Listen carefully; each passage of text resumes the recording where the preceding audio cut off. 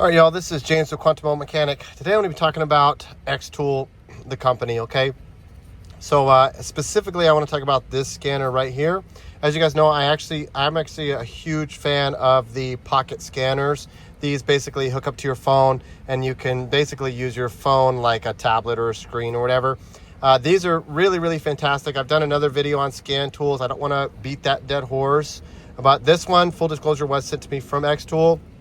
We're going to talk about this scan tool and why I actually like it. I did another review on another scan tool a while back, which was actually just, it was hot garbage and I hated it. This one's actually very, very good. I have another top-down scanner that I use a lot that you guys have seen in some of my other videos that I also like. But this right here, this scan tool, lifetime updates, bidirectional control, compared to my top-down, my top-down only has like, I think, a year of free updates. This is a lifetime free update, which is kind of cool. So this scan tool is essentially the Xtool, any of the Xtool bidirectional scanners. I have this one specifically is the D7. I absolutely love this scanner. This is my go-to scanner anytime I have to scan a vehicle. It's lightning fast. The UI is intuitive, and just everything about it is absolutely fantastic. Now, this right here is like this, but better in some ways. So this right here is actually going to be your voltage supply. So when you plug this into the OBD port, you're going to get voltage supply, which is kind of nice. You can see right off the bat, are you getting voltage to the scanner? And cool thing, this has a flashlight button. So watch yourself. Boom. So it's kind of neat. It seems gimmicky, but it actually works really well. When you're underneath the dash, and you're trying to figure out where is that darn OBD2 port, well, you just use this and it kind of helps you find and plug it in a lot better than pulling out like a separate flashlight, which is what I normally do. Pull out a separate flashlight, so you're using two hands right underneath there. Minor thing, but I like that they thought about something like that, okay? So right now, I'm just going to kind of diagnose a bad alternator for you guys. Now, Scantools are, in my opinion, the absolute best way to diagnose a bad alternator. Now, when I hook this up to my phone, it will not automatically connect. Okay, that is one downside. You have to pull up the app and you have to manually connect to it. It's not the end of the world. It's not a huge deal, but that is something that you have to do.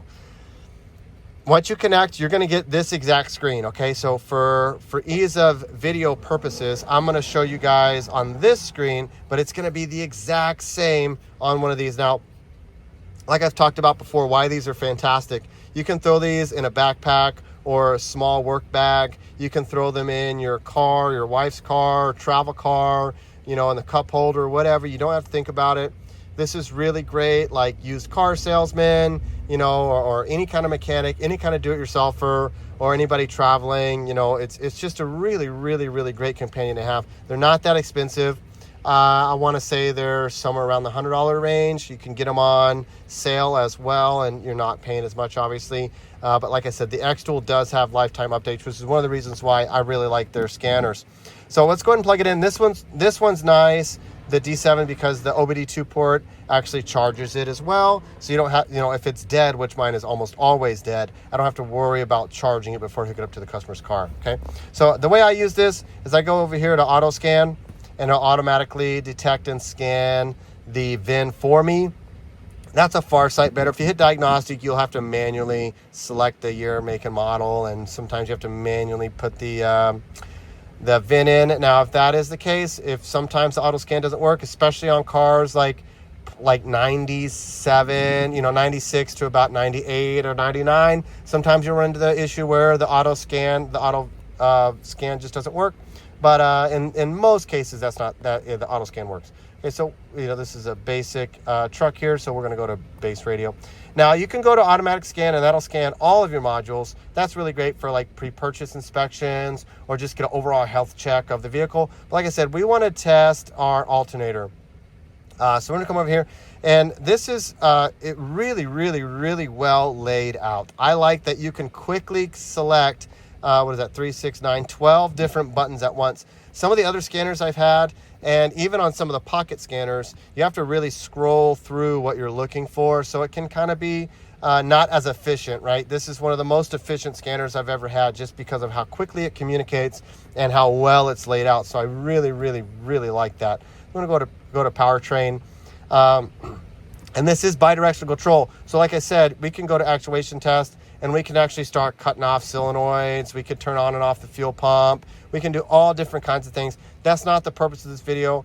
Once again, this does bidirectional control as well. So you are going to be able to do everything this one does on that. Bidirectional control is so key when you get into those advanced level diagnostics, or even just as an advanced technician, to really increase your efficiency in your diagnostic process.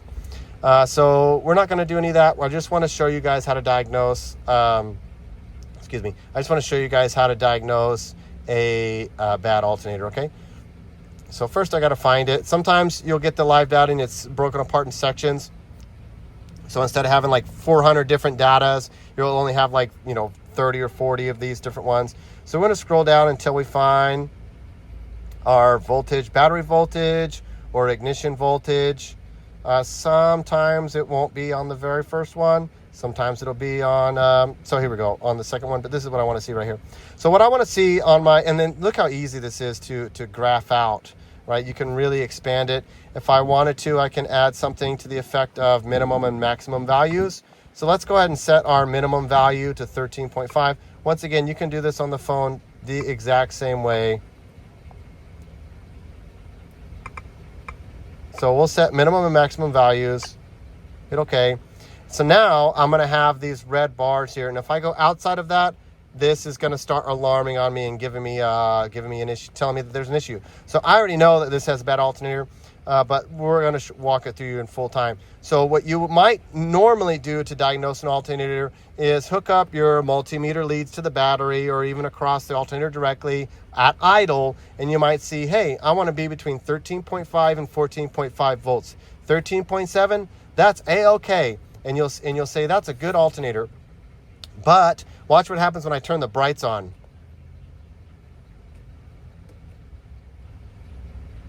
See how it jumps all the way down to 12.7. And that's just with the brights on. Let's turn on the AC and see how that affects it. All the way down to 12 volts, guys. Look at that. So any combination of, and usually what I do is the AC, the brights, and if you have electronic power steering, I'll turn the steering wheel. In this case, we have normal hydraulic power steering, so that doesn't really affect it. Now, you can see it logs the minimum and the maximum and the real-time value. So I know that this thing is getting all the way down to 12 volts. Bad alternator, okay? Now, the reason this is important is because sometimes a bad alternator can lead to other problems. You might be getting poor performance from the engine. You might be getting a misfire code. You might be even losing your power steering if you have electronic power steering. A ton of different things, dim lights, radio not being consistent on how loud it is, and such of that nature. So really, really, really, really good way to test the alternator. Also, if you're trying to prove the diagnostic to a customer, you can have them sit right here. They can see this. It's laid out really easy for them, even if you have it on your phone, right? But it's really easy for them to see what's going on. Super simple way. And this is probably, for a do-it-yourselfer, one of the most common ways to use this. Now, obviously, we can use this to check our diagnostic trouble codes, right? Pretty straightforward. You can see, is it the code status? You can see all these different codes. So we have a fuel trim leak, evap system problem, and engine cold temperature sensor performance. So, I'm not going to go into super depth on how to diagnose each and every single one of these, because I could spend hours on each of those. But this is a really good tool to kind of clear that, see that, and all that. You can also use this to clear your maintenance lights if it has the ability to do that. You can also use this to send back the rear brake calipers if you have electronic parking brake. You can just do so much stuff with that can actually be dangerous. You can roll back mileage. I know that there's a way that you can program keys with this. I don't do that, but there's a way you can program keys with this, like I said, with both of these. So just really, really great tools. Xtool in general, it is absolutely one of the most affordable hardwares, and then obviously the most economical software, because you don't have to, it's got lifetime updates. So my vote is going to be on Xtool. I've used the Snap-on scanners. I have a video on that. Top-down is great, but it's not near as economical as this. You know, there are some other things out there, but I mean, for the speed, the price, the quality, and what I can communicate with. When I had my Snap-on scanner for a week, a really, really nice one, from, if you want to check that video out, go ahead. But there were cars that I couldn't communicate with, but this could, which was absolutely crazy to me. It just was bonkers. But likewise, there's cars that, it's like I said, the 96 to 99, sometimes it's a crapshoot, but sometimes you won't be able to communicate with a fancy-ish scanner like this. You'll need something a little bit more basic. So anyway, that's my take on this, guys. Really, really great buy. I know they sent it to me. I've had stuff sent to me in the past, and like I told you guys before, if it's garbage, it's garbage. This is not garbage. This is a fantastic tool, and I just love that light feature that's on there. That's on both sides. Really, really neat. Really, really cool tool. I just love it. So yeah, guys, let me know any questions you have. Link them, put them in the comments down below. Let me know what you guys think. What brand of scanners you're using. And yeah, guys, thanks so much for watching. Have a great day. Drive safe.